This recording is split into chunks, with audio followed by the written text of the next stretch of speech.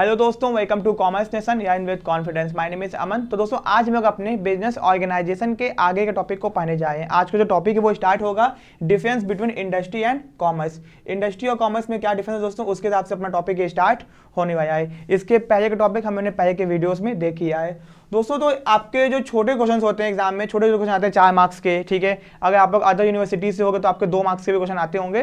तो छोटे क्वेश्चन के अंदर डिफरेंस बिटवीन आपसे पूछ सकता है। तो दोस्तों इंडस्ट्री और कॉमर्स में क्या डिफरेंस है हम लोग देखते हैं पहले। दोस्तों जो डिफरेंस है बहुत सिंपल सा है। The industry is concern with the production of goods and service, जहां पे सामान का प्रोडक्शन हो रहा है, गुड्स और सर्विस का प्रोडक्शन किया जा रहा है। And commerce is a process of the distribution of goods and services. Commerce एक प्रोसेस है जिसके अंदर हम लोग कैसे गुड्स एंड सर्विस को डिस्ट्रीब्यूट करेंगे ये बताया गया है। ओके, कैपिटल रिक्वायर्ड, इंडस्ट्री के अंदर ज्यादा पैसा चाहिए होता है, हाई मनी चाहिए होता है। एंड दोस्तों कॉमर्स के अंदर कंपैरेटिव इंडस्ट्री कम पैसा चाहिए होता है, फाइनेंस। ओके, इन्वॉल्व यहाँ पे होता क्या है, इन्वॉल्व इसमें है conversion of resource into useful goods. यहाँ पे हम लोग किसी भी रिसोर्स को यूजफुल गुड्स के अंदर कन्वर्ट करते हैं, ठीक है ना। एंड यहाँ पे दोस्तों एक्टिविटी वो सारे काम होते हैं जो कि हेल्प करते हैं, मदद करते हैं सामान को खरीदने में और बेचने में। ओके, तो ये आपको समझ में आ गया होगा दोस्तों। अब यहाँ पे देखते हैं ये present production part of the business. ये क्या रिप्रेजेंट करता है, बिजनेस के प्रोडक्शन पार्ट को रिप्रेजेंट करता है, जहां पे सामान बन रहा है। ओके, एंड दोस्तों ये डिस्ट्रीब्यूशन पार्ट को रिप्रेजेंट करता है, जहां पे सामान को कैसे डिस्ट्रीब्यूट किया जाए, कस्टमर तक कैसे सामान को पहुंचाया जाए। ओके, रिस्क दोस्तों यहाँ पे रिस्क ज्यादा होता है इंडस्ट्रीज के अंदर, एंड यहाँ पे दोस्तों उसके मुकाबले रिस्क कम होता है। Okay, location, industry are located in the industrial belt which are usually away from the residency area. ये थोड़ा सा बाहर एरिया में होती हैं, जहाँ पे घर कम होते हैं ना, वहाँ पे इंडस्ट्रीज होती हैं। घरों के आसपास में इंडस्ट्रीज बहुत कम होती हैं, सिर्फ बहुत दूर होती हैं, ठीक है ना, घरों से दूर, क्योंकि दोस्तों वहाँ पे बहुत ज़्यादा पॉल्यूशन होता है ना, इसीलिए। एंड दोस्तों commerce, there is no particular, इनकी कोई पर्टिकुलर लोकेशन नहीं होती है। Commerce it give it service to any location, ये अपनी सर्विस कहीं पे भी कैसे भी दे सकती हैं। ओके, ये आपको समझ में आ गया। इसका दोस्तों ये आपका लोकेशन हो गया। यूटिलिटी, इंडस्ट्री जो है फॉर्म यूटिलिटी क्रिएट करती है। फॉर्म का मतलब होता है ये क्या करती हैं, कन्वर्ट करती हैं किसी कच्चे सामान को यूजफुल गुड्स के अंदर, तो उसका आकार बदल जाता है। ओके, तो ये जो होती हैं place, time, position, utility. Place का मतलब होता है सामान बनता एक जगह पे है बट बिकता बहुत सारी जगह पे हो, तो कॉमर्स हेल्प करता है सामान को डिस्ट्रीब्यूट करने में। टाइम मतलब बनता है एक टाइम बट बिकता पूरे सालों भर है, तो ये भी कॉमर्स की मदद से। Warehousing. फिर पोजीशन मतलब कॉमर्स के अंदर टाइटल और ओनरशिप ट्रांसफर होती है प्रोड्यूसर से कंज्यूमर के पास में, तो ये सब यूटिलिटी जो है आपका कॉमर्स के अंदर होती है। Okay, resource, industry require many, machine चाहिए होता है, मटेरियल चाहिए होता है, मैन पावर चाहिए होता है इसके अंदर। ओके, कॉमर्स के अंदर दोस्तों with the help of material and man power, commerce जो मेनली फोकस करता है किसके ऊपर, मटेरियल के ऊपर और मैन पावर के ऊपर। ओके, एंड दोस्तों कंडक्टेड बाय, कौन इंडस्ट्री में काम करता है, मैन्युफैक्चरर, जो सामान को बनाता है, जो सामान को बनाता है। दोस्तों यहाँ पे ट्रेड और मर्चेंट एजेंट्स, जो लोग बिजनेस करते हैं, जो लोग मर्चेंट एजेंट्स होते हैं, मर्केंटाइल, इसको मर्चेंट कह सकते हो, मर्केंटाइल एजेंट्स भी कह सकते हो, क्योंकि बीच में दोस्तों जो होते हैं वेयर हाउस वाले हो गए, ये सब लोग हो गए। Classification, industry are divided into primary, secondary, tertiary. इनके भैया 3 टाइप होते हैं, प्राइमरी, सेकेंडरी और टर्शियरी, जो कि हमने पहले पढ़ चुका है। ओके, एंड दोस्तों commerce is divided into trade and auxiliary to trade, ये भी हम लोग पहले पढ़ चुके हैं। ओके, अब दोस्तों difference between industry, commerce and trade. अब दोस्तों ये बहुत आसान सा टॉपिक है, इसको आप लोग खुद देख सकते हो, मुझे बताने की ऐसी कोई स्पेसिफिक की जरूरत नहीं है। जैसे देखियो, refer to production of goods and services, refer to distribution and refer to actual, जहां पे एक्चुअल में सामान एक्सचेंज हो रहा है, क्या हो रहा है, एक्चुअल में सामान एक्सचेंज हो रहा है और परचेजों से किया जा रहा है। तो दोस्तों आप यहाँ पे देख सकते हो बहुत आसान सा टॉपिक है ये, तो इसको आप लोग खुद से रीडिंग करोगे। ओके, ये हो गया। अब दोस्तों मॉडर्न बिजनेस क्या होता है, ये अपना फर्स्ट यूनिट का आखिरी टॉपिक है, इसके अपना बिजनेस का फर्स्ट यूनिट खत्म हो जाएगा। ओके, तो modern era world is the era of globalisation, change and technology. आज जो है ग्लोबलाइजेशन का टाइम में बहुत सारी कंट्रीज हमारे देश के अंदर आई हैं, भैया हम लोग बाहर जा रहे हैं, तो बहुत सारी कंट्रीज इंडिया के अंदर आई हैं, जा रही हैं। तो भैया होता क्या है कि ग्लोबलाइजेशन आ चुका हमारे देश के अंदर, ये ग्लोबलाइजेशन, प्राइवेटाइजेशन, ग्लोबलाइजेशन, ठीक है। ओके, ये हो चुका है, जिससे टेक्नोलॉजी बढ़ चुकी है। इन रिस्पॉन्स टू दिस, इसके रिस्पॉन्स में business through out the world is changing, पूरे दुनिया का बिजनेस बदल रहा है, ठीक है ना। It's organisation, way of work, काम करने का तरीका, technology, business processes are being redesign, business के काम करने का तरीका पूरा बदल चुका है। The major change in the mode of business is emergence of e business. आज के टाइम पे क्या आ गया है, ई बिजनेस आ गया है, ई कॉमर्स आ गया है, बिजनेस प्रोसेस आउटसोर्सिंग आ गया दोस्तों। तो पूरा सिस्टम क्या हो चुका है, बदल चुका है आज के टाइम पे। ओके, तो आपको समझ में आ गया होगा। ठीक है, अब दोस्तों हमारे मॉडर्न बिजनेस का क्या कैरेक्टरिस्टिक्स है, पहला कि ग्लोबल रीच, मतलब कि मॉडर्न बिजनेस जो है आज के टाइम पे पूरी दुनिया पे है। जैसे कि आप कॉमर्स सेशन को देख रहे हो, आप लोग अपने घर बैठे बैठे अलग अलग स्टेट से पढ़ रहे हो। दोस्तों बेनिफिट क्या है कि आप लोग कहीं पे भी हो, आप वहां बैठे बैठे यहाँ से पढ़ाई कर पाओगे। तो ग्लोबल रीच, इसका रीच जो होता है बहुत ज़्यादा होता है, ई बिजनेस का रीच बहुत ज़्यादा होता है। ओलिगोपोलिस्टिक स्ट्रक्चर, इसका मतलब ये होता है दोस्तों, इसका मतलब ये होता है दोस्तों कि modern business are oligopolistic, they are involve in the sale of homogeneous और differentiated product by a small numbers of company. छोटे छोटे कंपनीज ही अलग अलग सामान को बना के बेच रही हैं, इसलिए इनका जो नेचर होता है वो ओलिगोपोलिस्टिक होता है। ओके, ये हो गया। बेस्ड ऑन टेक्नोलॉजी, आज का जो मॉडर्न बिजनेस है वो टेक्नोलॉजी के ऊपर बेस्ड है। टेक्नोलॉजी नहीं है बिजनेस कोई काम का नहीं है। ओके, तो बेस्ड ऑन टेक्नोलॉजी, जैसे कॉमर्स ने पूरा टेक्नोलॉजी के ऊपर बेस्ड है, हम लोग टेक्नोलॉजी का यूज करके ही आप तक एजुकेशन प्रोवाइड कर रहे हैं। ओके, ये हो गया। Modern business are fully based on technology. Diverse activity, आज के टाइम पे मॉडर्न बिजनेस बहुत सारे काम कर रहे हैं, जैसे कि they are performing various activities such as welfare for, अपने एम्प्लॉय की भलाई के काम करना, by providing school for their children और हॉस्पिटल फैसिलिटी। मतलब आज के टाइम पे बहुत सारी कंपनीज अपने एम्प्लॉयज़ को बहुत सारी फैसिलिटी प्रोवाइड कर रही हैं, ठीक है ना, उनके बच्चों की स्कूल प्रोवाइड कर रही हैं, हेल्थ फैसिलिटीज़, बहुत कुछ, इंश्योरेंस करवाई उनका, ये हो गया। अब दोस्तों टेक्निकल इवोल्यूशन, मॉडर्न बिजनेस के कारण, ई बिजनेस के कारण टेक्निकल के अंदर, टेक्नोलॉजी के अंदर इवोल्यूशन आ गया है पूरा। जैसे कि modern business adopt new technology I compare to their competitor, competitor से पहले ही वो लोग नई टेक्नोलॉजी को अडॉप्ट कर लेते हैं। Okay, giant size of the business, business का जो साइज होता है वो बहुत जाइंट होता है। Due to their giant size they are cover large market size with superior quality product. जब बिजनेस बड़ा हो जाता है ना, तो दोस्तों भैया वो ज़्यादा मार्केट को कवर करता है, एंड इससे बहुत फायदा उसका होता है उसको, कि अगर बिजनेस के अंदर टेक्नोलॉजी आने से उसका साइज बहुत जाइंट हो जाता है।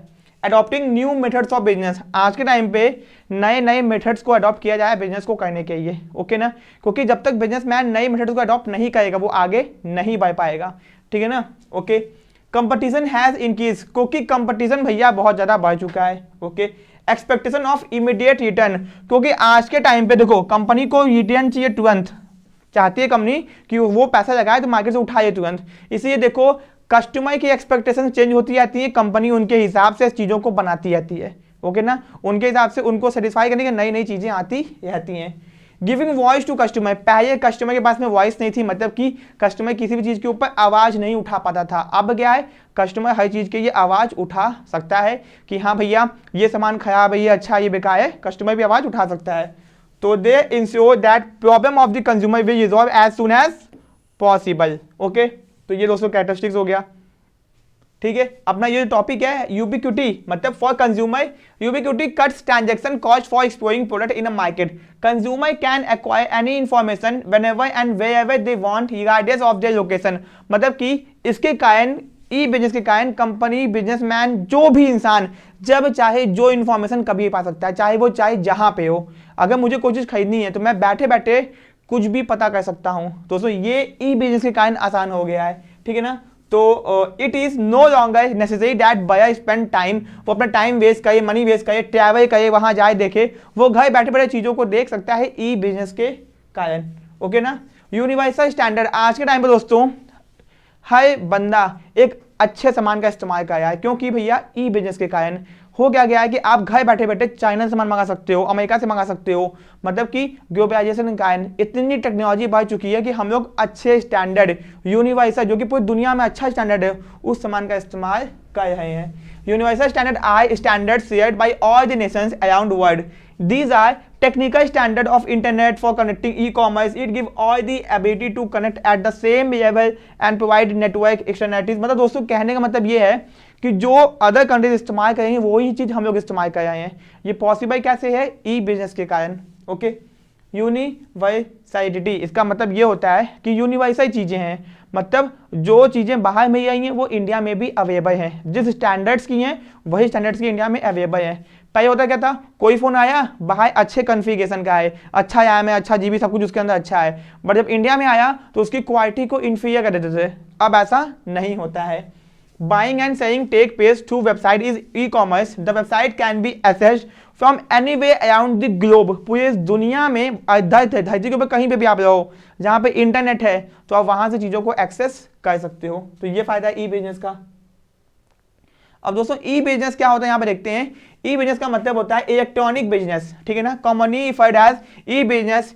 ई business refer to conducting business activity over the internet. अगर आप लोग इंटरनेट की मदद से या फिर किसी भी नेटवर्क की मदद से अगर आप बिजनेस कर रहे हो तो उसको ई बिजनेस कहते हैं, या फिर any other computer network.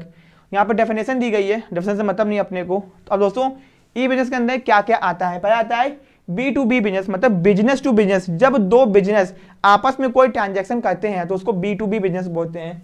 Transaction take place between business firm are referred as business to business B2B transactions, ठीक है ना। ये से कुछ एग्जांपल दिए हुए हैं। कोई बिजनेस के बीच में कोलैबोरेशन हो गया, कॉमर्शियल नेगोशिएशन हो गया। इसका मतलब ये होता है किसी चीज को लेके आपस में बातचीत हो गई उनकी। इनवाइटिंग टेंडर्स हो गया, टेंडर को इनवाइट करना हो गया। Distribution of goods from manufacture to distributor, manufacture से डिस्ट्रीब्यूटर सामान को पहुंचाने के कोई बात का नेगोशिएशन हो गया। जब दो बिजनेस के बीच में क्या बोलते हैं नेगोशिएशन होता है, किसी भी टाइप का कोई ट्रांजेक्शन होता है, लेन देन होता है, तो उसको B2B बोलते हैं। अब आता है B2C। B2C में क्या होता है बिजनेस टू कस्टमर, भैया selling and distribution, after sale service, promotion and other marketing activities, lodging of complaint by customer. जब कंप्लेंट करता है मतलब जब किसी भी प्रकार का बिजनेस और कस्टमर के बीच में कोई ट्रांजेक्शन होता है तो उसको B2C बोलते हैं। Transaction take place between business unit and the customer are known as B2C। अब दोस्तों C2C, आज के टाइम पे दोस्तों हो क्या गया है कि कस्टमर और कस्टमर के बीच में भी ट्रांजेक्शन होता है। जैसे कि भैया OLX क्योंकि यहाँ पे एक कस्टमर दूसरे कस्टमर को सामान बेच रहा है, ठीक है ना, कस्टमर टू कस्टमर। तो भैया transaction take place between two और more than two customer are known as C2C transaction. Selling of used book, cloth, selling antique item, warning customer about fraudulent. यहाँ पे आप ठीक करें ना, warning customer about fraudulent suppliers कि भैया हाँ ये सामान खराब बेचा, यहाँ से मत खरीदना। Information about the quality and the durability of the product, सामान कितना अच्छा है, कितना ड्यूरेबल है, लोगों को बताना। जब एक कस्टमर दूसरे कस्टमर को बताया है, देखते हो ना अनबॉक्सिंग वीडियोस आज के टाइम पे बहुत सारे लोग अनबॉक्सिंग करते हैं, ये सामान इतना अच्छा है, ये है वो है, तो एक कस्टमर दूसरे कस्टमर को इन्फॉर्मेशन दे रहा है, ठीक है ना। ओके, ये हो गया। अब दोस्तों इंट्रा बी कॉमर्स, ये क्या होता है ट्रांजैक्शन बिटवीन दी पार्टीज और person who are the part of the one firm. जब एक ही बिजनेस के दो लोगों के बीच में कोई ट्रांजैक्शन हो रहा है, एक बिजनेस है उसके दो डिपार्टमेंट्स हैं, प्रोडक्शन और सेल डिपार्टमेंट, उन दोनों के बीच में किसी भी प्रकार की कोई चीजें हो रही हैं तो उसको बोलते हैं इंट्रा बी कॉमर्स। जैसे placing order and giving instruction to supplier, मतलब मान लो एक पाएजी कंपनी है एंड क्या बोलते हैं वो अपने प्रोडक्शन डिपार्टमेंट को, सेल्स डिपार्टमेंट प्रोडक्शन डिपार्टमेंट को ऑर्डर दिया कि भैया देखो इतनी सेल है तो सामान इतना बनवाना, तो सेल डिपार्टमेंट ने प्रोडक्शन वाले को ऑर्डर दिया एंड ऑर्डर वाले ने क्या, प्रोडक्शन वाले ने अपने सप्लायर को ऑर्डर दिया। Okay, communication of important in the whole organisation. Communication भैया बिजनेस के अंदर कोई बात की कम्युनिकेशन हो, ये बातचीत हो, ये बिजनेस के अंदर ये हो गया। रिक्रूटमेंट, सिलेक्शन, ट्रेनिंग, ये सब क्या हो गया बिजनेस के अंदर की बात है, ठीक है ना। यहाँ पे आपका ट्रेनिंग होगा, ठीक है ना, यहाँ पे आपका ट्रेनिंग होगा। ओके ओके, ये हो गया, यहाँ पे आपका वार्निंग होगा। ओके, तो दोस्तों ये हो गया। अब दोस्तों नीचे आते हैं हम लोग benefit of e business. E business के बेनिफिट्स क्या क्या हैं एंड दोस्तों लिमिटेशंस क्या क्या हैं, कमियां क्या क्या हैं। तो बेनिफिट्स हैं ease of formation and lower investment required. भैया इसमें कम पैसा चाहिए होता है बिजनेसमैन को, क्योंकि ज्यादा पैसा की रिक्वायरमेंट नहीं होती है, ठीक है ना। कन्वीनियंस 24 आवर अवेलेबल, जब चाहे तब अवेलेबल है, कोई दिक्कत नहीं है, हम जब चाहे तब कोई भी सामान परचेज कर सकते हैं। Speed information move very fast, भैया इंटरनेट है, इन्फॉर्मेशन बहुत तेज ट्रैवल करती है। Global reach without physical presence in anywhere, global reach है मतलब भैया कोई भी कहीं से भी सामान को खरीद सकता है, ठीक है, ग्लोबल रीच है। अब कमियां क्या क्या हैं, low personal touch with customer, customer के साथ में पर्सनल टच नहीं हो पाता है। आप जाओगे दुकान पे खरीदोगे तो आप उससे बातचीत करोगे, कोई दिक्कत होगी तो हाँ जाके मिल सकते हो, ये चीजें ई बिजनेस में नहीं हो पाती हैं। Incongruence between order taking giving and order fulfilment speed, भैया ऑर्डर देने में और ऑर्डर को फुलफिल करने में टाइम लगता है थोड़ा सा, तो वो टाइम यहाँ पे आपका लगेगा ही लगेगा। Need for technology capability and competence of parties of e business, भैया अगर किसी को टेक्नोलॉजी के बारे में नहीं पता है तो वो कैसे करेगा ई बिजनेस, तो ये भी बहुत बड़ी दिक्कत की बात है। Increase risk due to anonymity and non traceability of the parties, भैया किसने क्या ट्रांजेक्शन किया, कहाँ से किया, कौन कहाँ बैठा है नहीं पता होता, भैया एक बार बहुत सारी फर्जी वेबसाइट बना के लोग सामान को बेचते हैं। आप जाओगे उन वेबसाइट के ऊपर, पेमेंट करोगे, उसके वेबसाइट गायब हो जाएगी। तो भैया किस पार्टी ने कहाँ सामान खरीदा बेचा पता नहीं होता है। ओके, दोनों के बारे में। डिफिकल्ट टू एस्टैब्लिश आइडेंटिटी, किसने कहाँ से परचेज की, लोकेशन क्या है पता नहीं होता। लॉस ऑफ प्राइवेसी, भैया आपकी प्राइवेसी खतरे में पड़ जाती है, आपका डेबिट कार्ड क्रेडिट कार्ड की डिटेल पहुंच जाएगी उसके पास में। लीकेज ऑफ कॉन्फिडेंशियल इन्फॉर्मेशन, हो सकता है कि आपकी कॉन्फिडेंशियल इन्फॉर्मेशन वहां तक पहुंच जाए। ओके, एंड दोस्तों ये नीचे का पॉइंट छूट गया है, इसका एडवांटेज क्या था, मूवमेंट टुवर्ड अ पेपरलेस सोसाइटी। एक ये मूवमेंट है कि हम लोग पेपरलेस सोसाइटी की तरफ मूव कर रहा है ई बिजनेस का। एंड कमी क्या है यहाँ पे, रेसिस्टेंस ऑफ पीपल, लोग हिचकते हैं, हिचकिचाते हैं कि नहीं भैया ई बिजनेस नहीं, ऑनलाइन मत करो, ऑफलाइन सामान खरीदो। ये भी एक क्या बोलते हैं डिसएडवांटेज है। ओके, ये हो गया। अब दोस्तों resources required for successful implementation of e business, आपको क्या क्या चाहिए एक अच्छे ई बिजनेस के लिए।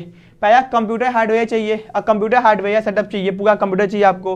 टेक्निकली क्वालिफाइड स्टाफ चाहिए, आपको अच्छा स्टाफ चाहिए जो कि ऑर्डर सही से रिसीव कर सके एंड उसको फुलफिल कर सके।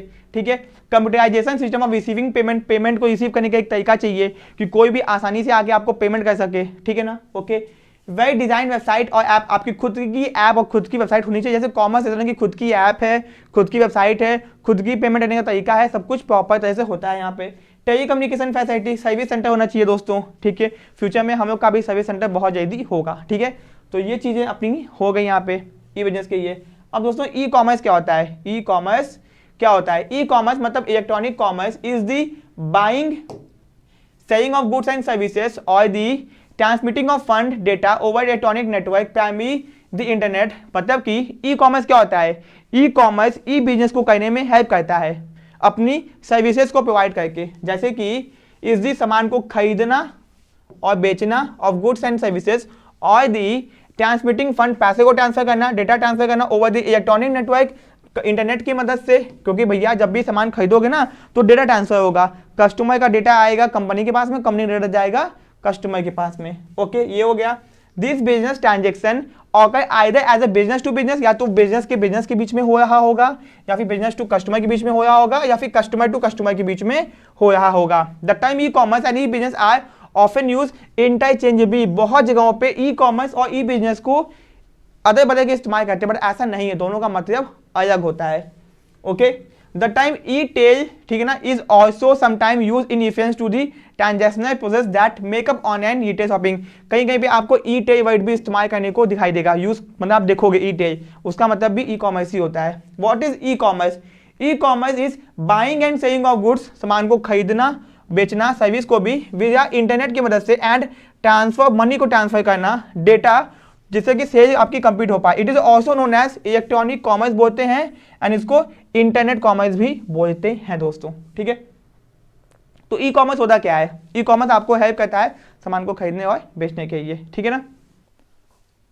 तो दोस्तों ठीक है, अब हम लोग क्या देखने वाले हैं, अपने ई कॉमर्स और ई बिजनेस के बारे में देखने वाले कि ये ई कॉमर्स और ई बिजनेस के अंदर डिफरेंस क्या होता है। ठीक है, मीनिंग तो हमने देख लिया केवल। अब दोस्तों e commerce refer to performing online commerce activity transaction, मतलब कि सब कुछ इंटरनेट की मदद से हो रहा है, सामान को खरीद दिया इंटरनेट की मदद से, सब कुछ इंटरनेट की मदद से किया जा रहा है। ऑनलाइन कॉमर्स एक्टिविटी मतलब ऑनलाइन सामान को खरीदा और बेचा जा रहा है। एंड दोस्तों ई बिजनेस का मतलब होता है refer to performing all type of business activity through internet, मतलब सारे टाइप के काम, जितने भी टाइप के काम होते हैं सब कुछ इंटरनेट की मदद से किया जा रहा है। Okay, e commerce is a narrow concept, ये एक नैरो कंसेप्ट है, and e business is a broad concept, e business क्या है, एक ब्रॉड कंसेप्ट है। ओके, मतलब कि ई बिजनेस के अंदर ही ई कॉमर्स आ जाता है। ठीक है ना। E commercial transactions are carried out in e commerce, ठीक है ना, commercial transaction are carried out in e commerce, जितने भी कॉमर्शियल ट्रांजेक्शन है, पैसों वाले ट्रांजेक्शन वो इसमें किए जाते हैं। And business transaction are carried out in e business, मतलब कि केवल बिजनेस के ही ट्रांजेक्शन इसके अंदर किए जाते हैं। Okay, in e commerce transaction are limited, transaction क्या होते हैं, लिमिटेड होते हैं, ज़्यादा आप काम नहीं कर सकते। बट भैया in e business transaction are not limited, आप जितने चाहे उतने ट्रांजेक्शन करो। ठीक है ना। It include activity like buying and selling of product, सामान को बनाना खरीदना बेचना, मेकिंग मॉनेटरी ट्रांजेक्शन, कोई भी पैसे का ट्रांजेक्शन करना ओवर द इंटरनेट की मदद से, ये आ गया। एंड इट इंक्लूड एक्टिविटी, सामान को खरीदना, ठीक है ना, कस्टमर को एजुकेट करना, सप्लाई एक्टिविटी, सामान को खरीदना बेचना, ठीक है ना, मॉनेटरी ट्रांजेक्शन, मतलब सब कुछ ई बिजनेस के अंदर सब कुछ आ जाता है, ई कॉमर्स भी आ जाता है। Okay, it usually require the use of only website, इसमें केवल आपको एक वेबसाइट चाहिए, बट इसमें आपको क्या चाहिए, मल्टीपल वेबसाइट्स चाहिए, CIM, EIP, connect different business process, मतलब कि आपको ई बिजनेस करने की बहुत कुछ चाहिए, केवल वेबसाइट नहीं चाहिए, पेमेंट गेटवे चाहिए, पेमेंट आप जैसे ये सको लोगों से, बहुत कुछ चाहिए होता है इसके अंदर, ठीक है ना। It involve mandatory use of, इसमें आपको इंटरनेट चाहिए ही चाहिए, it involve the use of internet, extranet, आपको सब चाहिए। ये इंटरनेट और एक्सटर्नेट का था, अभी हम बाद में डिस्कस करेंगे। E commerce is more appropriate in business to customize, B2C, अगर आपको B2C करना है, बिजनेस टू कस्टमर टाइसन करने हैं, तो ई कॉमर्स ज़्यादा अप्रोप्रिएट है। एंड दोस्तों, e business is more appropriate in business to business, business to business के लिए क्या है, ज़्यादा अप्रोप्रिएट B2B माना गया है। Okay, e commerce cover outward external business process, अगर आपको कोई भी आउटवर्ड काम करने हैं, ठीक है ना। एंड दोस्तों, e business cover internal as well as external business process activity, मतलब भैया अपने देश के अंदर देश के बाहर करना है तो ई बिजनेस सूटेबल है, और ई कॉमर्स अदर कंट्रीज के लिए ज़्यादा सूटेबल है दोस्तों, ठीक है। ये डिफरेंस हो गया। अब दोस्तों, ये आउटसोर्सिंग क्या होती है, हम लोग आउटसोर्सिंग देखेंगे, इसमें से कुछ हम लोग कट भी करेंगे। आउटसोर्सिंग का मतलब होता है जब भी बिजनेस के किसी काम को हम लोग किसी थर्ड पर्सन से करवाते हैं, बिजनेस के किसी नॉन इंपॉर्टेंट काम को किसी थर्ड पर्सन से हम लोग करवाते हैं, उसको आउटसोर्सिंग बोलते हैं। जैसे कि आज के टाइम पे मानो मैं ये कंपनी है एंड मुझे 5000 गार्ड चाहिए, सिक्योरिटी गार्ड चाहिए, बहुत बड़ी फैक्ट्री है, मुझे सबके बाहर गार्ड लगाने हैं, तो भैया नौकरी मैं खुद निकालूंगा तो बहुत टाइम लगेगा ना। मैंने भैया किसी कंपनी से बात की एंड बोला कि मुझे आप गार्ड प्रोवाइड कर दीजिए, तो उसने क्या किया, गार्ड मुझे प्रोवाइड कर दिए, मैंने कंपनी को पेमेंट की, कंपनी ने सीधे क्या कर दिया, गार्ड्स को पेमेंट कर दी। आपकी कोई सोसाइटी होगी, अगर आप सोसाइटी में रहते होगे तो वहाँ पर जो सिक्योरिटी गार्ड्स होते हैं उनको ऐसे ही नौकरी पर रखा जाता है, ठीक है ना। आप लोग सीधे कंपनी से बात करते होगे, कंपनी आपके गार्ड को भेजती होगी, क्योंकि आप उसके ऊपर टाइम वेस्ट करना नहीं चाहते हो, जिसके कारण आप उस टाइम को कहीं अच्छी जगह पे यूज कर सको। तो आउटसोर्सिंग बिजनेस का एक ऐसा तरीका होता है जिसमें बिजनेस में होने वाले नॉन इंपॉर्टेंट काम, बट आज के टाइम पे चाहे वो इंपॉर्टेंट काम हो चाहे वो नॉन इंपॉर्टेंट काम हो, दोनों ही कामों को आउटसोर्स किया जाता है। जैसे दुबई के अंदर वर्कर्स नहीं है, तो दुबई क्या करता है दोस्तों, अदर कंट्रीज से लोगों को आउटसोर्स करता है, ये क्या आता है और वहां से काम करवाता है। इंडिया, चाइना, नेपाल, पाकिस्तान, बांग्लादेश, यहाँ से वर्कर्स जाते हैं दुबई में काम करने के लिए, ठीक है ना। तो आउटसोर्सिंग का मतलब होता है जब हम लोग किसी काम को किसी थर्ड पार्टी को कॉन्ट्रैक्ट देके करवाते हैं। तो outsourcing generally involve contracting non core, मतलब कि जो कि ज़्यादा इंपॉर्टेंट एक्टिविटीज़ नहीं है, to specialized service provider, and उससे आप काम करवाए हो जो कि उस काम में स्पेशलाइज्ड है, एंड उसके जैसे कि आपको अब भैया एक्सपर्ट का बेनिफिट मिलेगा। जैसे इंडिया के अंदर TCS कंपनी, अगर आपको रेस्टोरेंट खोलना, आपको कुछ नहीं पता, आप TCS कंपनी के पास में जाओ, उसको पैसा दो, आपको सब कुछ बता देगी। TCS company consultancy service provide करती है। इंडियन गवर्नमेंट को एग्जाम करवाने होते हैं बहुत सारे, तो इंडियन गवर्नमेंट एग्जाम कैसे करवाती है, टाटा कंपनी की मदद से। टाटा कंपनी ने अपने सेंटर्स ओपन करके रखे हुए हैं जहां पे वो एग्जाम कंडक्ट करवाती है। तो कोई भी गवर्नमेंट का एग्जाम गवर्नमेंट करवाती है, बट उसको कंडक्ट कहाँ पे सेंटर जाएगा, सब कुछ कौन करवाता है, TCS कंपनी करवाती है, और भी कंपनी से वो भी करवाती हैं। ओके, तो ये हो गया। तो आप किसी एक्सपर्ट एक्सपीरियंस वाइज करो, जिससे कि भैया आपका खर्चा क्या होगा, कम होगा, and allowing manager to concentrate on their core activity. अब इसके कारण जो नॉन इंपॉर्टेंट काम थे, अब मान लो बिल्डिंग के अंदर आपको गार्ड चाहिए, तो आपने क्या किया, किसी कंपनी से बात की, गार्ड वहां पे आ गया आपके यहाँ, ठीक है। तो आप लोग अब उस काम पे फोकस नहीं करोगे, अपने इंपॉर्टेंट काम पे फोकस कर पाओगे।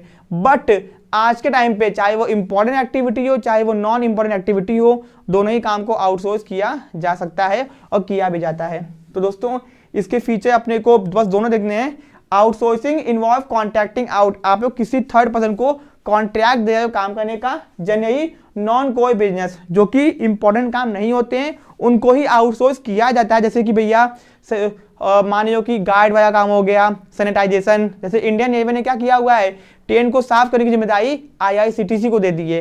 अब एक प्राइवेट कंपनी ट्रेन की सफाई करती है। ओके, तो कोई एक्टिविटी नाउ आज के टाइम पे, चाहे वो कोई एक्टिविटी हो चाहे वो नॉन कोर, मतलब कोई मतलब होता है इंपॉर्टेंट और नॉन कोर मतलब होता है जो इंपॉर्टेंट नहीं है, तो दोनों ही चीजों को आउटसोर्स किया जाता है। ओके, तो ये आपको नहीं पढ़ना है, सबसेट आप लोग छोड़ सकते हो।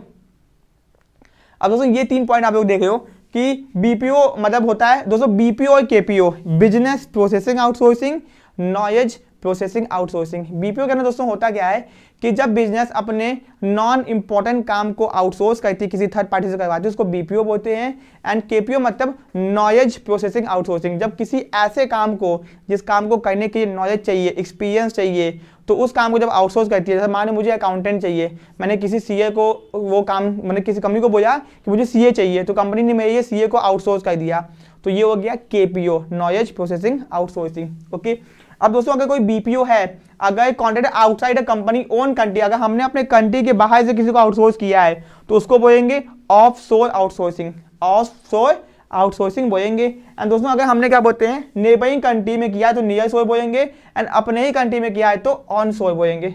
एडवांटेज क्या क्या है इसके, कंसंट्रेशन और कोई हम लोग अपने मेन काम के ऊपर, कोई काम के ऊपर फोकस कर पाएंगे, हमारा खर्चा कम होगा, प्रॉब्लम्स कम आएंगी, एंड बेनिफिट ऑफ ये टेस्ट, हम लोग नई नई चीज़ों को, डेवलपमेंट को देख पाएंगे, क्योंकि जो कंपनी भेजेगी ना वो उनको सिखा के भेजेगी काम। ओके, अब स्कोप क्या है इसका, BPO is properly known as call centre. Basically जो कॉल सेंटर के काम होते हैं ना वो बीपीओ के अंदर आते हैं। कॉल सेंटर बहुत, इंडिया का बीपीओ 70% कॉल सेंटर है। मतलब मान लो कि अमेजन कंपनी, मानो जितने भी बैंक है, सारे बैंकों के कॉल सेंटर एक ही होते हैं। कॉल सेंटर हो गया, मानो मैंने कॉल सेंटर ओपन किया, 2000 लोग वहाँ पे कॉल सेंटर पे काम करते हैं, तो एयरटेल कंपनी, वोडाफोन कंपनी, जियो कंपनी, सबका कॉल सेंटर मेरे पास है। जो भी वो कॉल करेंगे ना तो कॉल सेंटर मेरे कॉल सेंटर में आएगा कॉल। तो भैया एक ही कंपनी सारे कंपनी के कॉल सेंटर को लेके बैठी हुई है और वो काम कर रही है। ओके, तो ये हो गया 24/7 काम करते हैं। 70% इंडस्ट्री बीपीओ क्या है, कॉल सेंटर है। मतलब कि आज के टाइम पे मैक्सिमम कंपनी का जो ये कॉल उठाने वाला काम है वो लोग खुद नहीं करते हैं, वो लोग ने कॉल सेंटर को दे दिया, भैया अब मेरी कॉल आएगी तो आप लोग उठाना एंड मुझे इन्फॉर्मेशन प्रोवाइड कर देना। ठीक है, okay. And BPO comprises of 4 की सेगमेंट, यहाँ पे 4 चीजें आती हैं। कॉन्ट्रैक्ट मैन्युफैक्चरिंग, किसी को कॉन्ट्रैक्ट देके सामान बनवाना, कॉन्ट्रैक्ट देके रिसर्च करवाना, कॉन्ट्रैक्ट देके सामान को बिकवाना, इन्फॉर्मेटिक्स, इन्फॉर्मेशन वाले काम के लिए। ठीक है, अब दोस्तों इसकी कमियां क्या क्या है, कमियां हैं कॉन्फिडेंशियलिटी, आपकी कॉन्फिडेंशियल इन्फॉर्मेशन बाहर जा सकती है भैया। ठीक है, स्वीट शॉपिंग, बिना सोचे काम, आप जिसको भी आउटसोर्स करोगे वो बिना सोचे काम करेगा, उसको बस आके काम करना। सिक्योरिटी गार्ड है, आपने उसको आउटसोर्स किया हुआ है, किसी कंपनी के थ्रू आया, बस वो अपना काम करेगा, वो ज़्यादा बुद्धि नहीं लगाएगा, ये काम है बस वही काम करेगा, अपना बुद्धि बिल्कुल भी नहीं लगाएगा। ठीक है, प्रोटेस्ट इन होम कंट्री, अब होता क्या है, जब हमारे देश की कंपनी किसी बाहर के देश से आउटसोर्सिंग करेगी, लोगों को लेके आएगी, तो हमारे देश के लोग क्या करेंगे, प्रोटेस्ट करेंगे, भैया हमको नौकरी पे रखो। एथिकल कंसर्न, कुछ कंपनीज कहती हैं भैया हम आउटसोर्सिंग नहीं करेंगे, हम क्या बोलते हैं लोगों को नौकरी देंगे एंड प्रॉपर करेंगे। तो ये एथिकल कंसर्न भी, कहीं एथिक्स की बातें आ जाती हैं, सिद्धांतों की बातें आ जाती हैं। अब दोस्तों केपीओ क्या होता है, दोस्तों केपीओ यहाँ पे देखते हैं हम लोग, केपीओ क्या है, नॉलेज प्रोसेसिंग आउटसोर्सिंग। जब एक बिजनेस किसी ऐसे काम को आउटसोर्स करती है जिस काम को करने के लिए नॉलेज चाहिए होता है, तो उसको बोलते हैं केपीओ। ठीक है ना, knowledge processing outsourcing, KPO is a outsourcing that involve the contracting of knowledge intensive business, जहाँ पे आपको नॉलेज चाहिए होता है, दैट रिक्वायर्ड स्पेशलाइज्ड डोमेन, जहाँ पे आपको स्पेशलाइज्ड मतलब उस काम में आप एक्सपर्ट होने चाहिए। ठीक है ना, थर्ड पार्टी से। तो दोस्तों मान लो कि एक कंपनी है, उसको किसी वकील की जरूरत है, तो अब उसने क्या किया, खुद तो वकील रख नहीं सकती है, तो उसने किसी वकील को आउटसोर्स कर दिया। नौकरी पे क्या फायदा उसको, उसने उसकी सर्विस आउटसोर्सिंग से यही। ओके, ये हो गया। तो यहाँ पे आप इसका फीचर देखे थे हम लोग, KPO usually focus on the knowledge intensive business, जहाँ पे नॉलेज का काम होता है, दैट रिक्वायर्ड सिग्निफिकेंट, जहाँ पे आपको एक्सपर्टाइज की जरूरत पड़ती है। Main aim of KPO is to create value for client, अपने क्लाइंट के ये वैल्यू को क्रिएट करना, by providing business expertise rather than process expertise. अब देखो मान लो कि पूरे इंडिया का टॉप का कोई क्या बोलते हैं सीए है, एंड मुझे कोई दिक्कत आ गई है, या फिर टॉप का कोई डॉक्टर है, मुझे कोई दिक्कत आ गई, किसी का सपोज ऑपरेशन कराना है, कोई भी दिक्कत है, तो अब मैं उन डॉक्टर की कंसल्टेंसी ले सकता हूँ, वो मुझे बता सकते हैं कि क्या करना चाहिए इस सिचुएशन के अंदर, तो उसके लिए मुझे फीस देना पड़ेगा उनको। तो सिंपल सी बात है, तो भाई मैं उनसे ऑपरेशन ना करवाऊँ। तो दोस्तों केपीओ में बस यही चीज़ है कि मान लो कि कोई डॉक्टर है, वो किसी कंपनी में कहीं और काम कर रहा है, ठीक है ना, या फिर कोई सीए है, या फिर कोई भी है जो एक्सपर्ट है अपने काम के अंदर, एंड मान लो मुझे उसके बारे में नहीं पता, तो मैं उनकी सर्विस ले सकता हूँ केपीओ की मदद से। ओके, तो ये हो गया। And KPO involve advance analytical thinking, technical skill, decisive judgement and based on the experience, क्योंकि भैया जो भी केपीओ के अंदर है उसके पास पहले से ही प्रॉपर नॉलेज है। इसमें आपका खर्चा बच जाता है। मान लो कि अकाउंटिंग, मेरी कंपनी है, मैं अकाउंटिंग कर रहा हूँ, कहीं भी कोई दिक्कत आ गई, अब भैया मेरे पास इतना पैसा नहीं है कि मैं एक अकाउंटेंट को रखूँ, तो मैंने कुछ टाइम के लिए अकाउंटेंट की आउटसोर्सिंग चाहिए। मैंने कंपनी को फ़ोन किया टीसीएस को, भैया मेरे पास अकाउंटेंट चाहिए, मुझे 2 महीने के लिए। तो 2 महीने के लिए मुझे क्या बोलते हैं अकाउंटेंट आ गया काम करने के लिए, 2 महीने का ही मैंने पेमेंट किया, काम हो गया, ठीक है। एंड बेस्ट अकाउंटेंट मुझे मिल गया, ठीक है। कॉमन सर्विस, इनकी कॉमन सर्विस क्या क्या देखो एग्जाम्पल कि भैया research and development, legal services, learning solutions, medical services, intellectual property, business and technical analysis, medical services, pharmaceuticals and biotechnology, writing and content development, network management, ठीक है ना दोस्तों। तो ये था आपका प्रॉपर टॉपिक, ठीक है दोस्तों। तो हम लोग क्या बोलते हैं अपने ई बिजनेस और क्या बोलते हैं यहाँ पे ट्रेडिशनल बिजनेस के बारे में डिफरेंस को देखते हैं, ठीक है ना दोस्तों। जो अपना ई बिजनेस होता है बहुत इजी टू फॉर्म है, मतलब इसको हम लोग आसानी से बना सकते हैं, ओके। एंड दोस्तों जो अपना ट्रेडिशनल बिजनेस है वो it is difficult to form, क्योंकि आपको लोकेशन लेनी पड़ती है, सामान खरीदना पड़ता है, बनाना पड़ता है, बेचना पड़ता है, बहुत ज्यादा खर्चा होता है आपका, ठीक है ना। फिजिकल प्रेजेंस, दोस्तों फिजिकल प्रेजेंस कोई भी जरूरी नहीं है ई बिजनेस के लिए, आपकी कोई भी फिजिकल प्रेजेंस होना जरूरी नहीं है, बस जो आपका ट्रेडिशनल बिजनेस है उसके फिजिकल प्रेजेंस होना बहुत जरूरी है, मतलब फिजिकली कहीं पे वो होना चाहिए, उसका ऑफिस होना चाहिए। लोकेशनल रिक्वायरमेंट, आपको ई बिजनेस की कोई भी लोकेशन नहीं चाहिए, ठीक है ना, कोई भी लोकेशन आपको नहीं चाहिए, ओके। बट आपको ट्रेडिशनल बिजनेस की लोकेशन चाहिए जहाँ पे कच्चा सामान रॉ मटेरियल आपको आसानी से मिल सके, जिससे आप सामान ये के सामान बना के बेच सको आसानी से, ठीक है। अब दोस्तों cost of setting up, low cost of due to no need of physical facilities, भैया इसमें कम खर्चा होता है ई बिजनेस के लिए। एंड दोस्तों यहाँ पे क्या है, इसमें आपका ज़्यादा खर्चा होता है ट्रेडिशनल बिजनेस में। ई बिजनेस को चाहने में खर्चा कम आता है, ट्रेडिशनल बिजनेस को चाहने में खर्चा ज़्यादा आता है, ज़्यादा ऑपरेटिंग कॉस्ट आती है, ठीक है। Direct and indirect contact with the supplier and customer, it has direct contact, भैया जो ई बिजनेस होता है उनका डायरेक्ट कॉन्टैक्ट होता है सप्लायर से, कस्टमर से, सबसे। एंड दोस्तों जो अपना ट्रेडिशनल बिजनेस होता है उनका इनडायरेक्ट कॉन्टैक्ट होता है इंटरमीडिएट ब्रोकर की मदद से, होलसेलर रिटेलर एजेंट्स की मदद से, डिस्ट्रीब्यूटर की मदद से, कस्टमर से इनडायरेक्ट कॉन्टैक्ट होता है। बट अपना ई बिजनेस वालों का कस्टमर से सबसे डायरेक्ट कॉन्टैक्ट होता है, ठीक है। इसी का योग फायदा उठा के सामान सस्ता बेचते हैं, okay.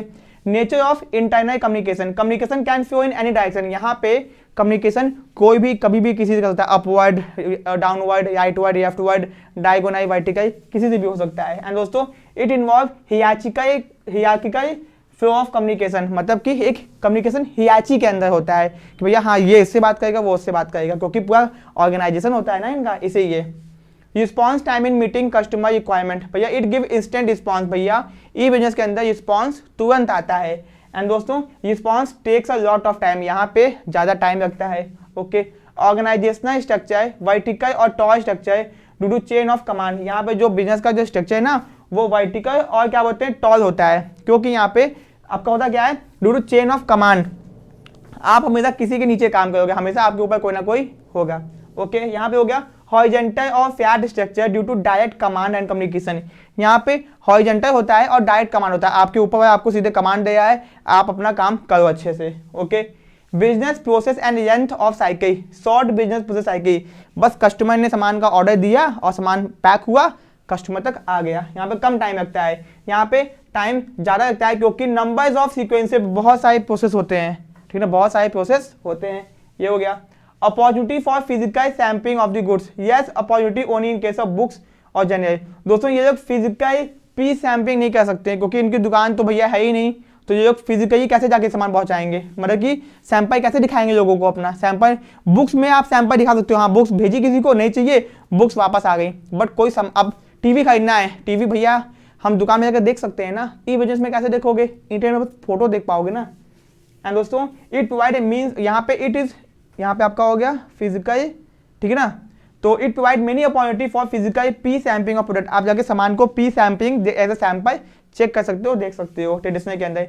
Ease of going global, more chance of, हो सकता है आप ई बिजनेस के कारण आप ग्लोबल चले जाओ, आपका अदर कंट्री में भी लोग सामान खरीदें, ठीक है ना।